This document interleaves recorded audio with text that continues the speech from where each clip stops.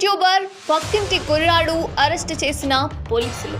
ప్రముఖ యూట్యూబర్ చందు సాయిని పోలీసులు అరెస్ట్ చేశారు.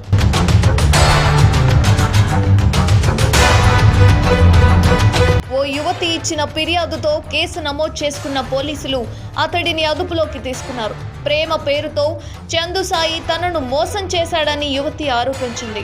తనపై అత్యాచారానికి కూడా పాల్పడ్డాడని పేర్కొంది. దీంతో అతడిని అరెస్ట్ చేసి రిమాండ్కు తరలించారు. హైదరాబాద్ నగర శివారు నార్సింగికి చెందిన ఓ యువతి నమోదు చేసిన ఫిర్యాదుతో కేసు నమోదు చేసుకున్న పోలీసులు చందు సాయిని అదుపులోకి తీసుకున్నారు.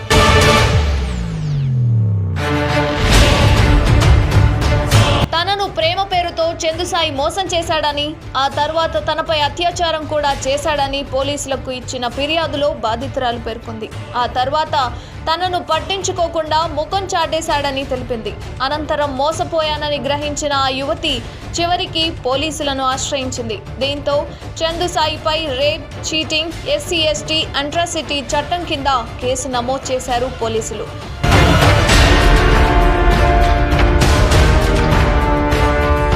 తనను ప్రేమించానని, పెళ్లి కూడా చేసుకుంటానని చందు సాయి చెప్పినట్లుగా బాధిత యువతి తెలిపింది.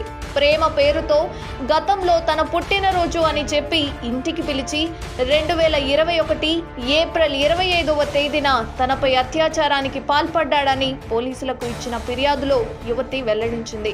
చందు సాయి అసలు పేరు చంద్రశేఖర్ సాయి కిరణ్ కాగా చందు సాయిగా ఫేమస్ అయ్యాడు. ఆ క్రమంలోనే ఈ కేసులో చంద్రశేఖర్తో పాటు ఆయన తల్లిదండ్రులు మరో ఇద్దరిపైన బాధితురాలు ఫిర్యాదు చేసింది.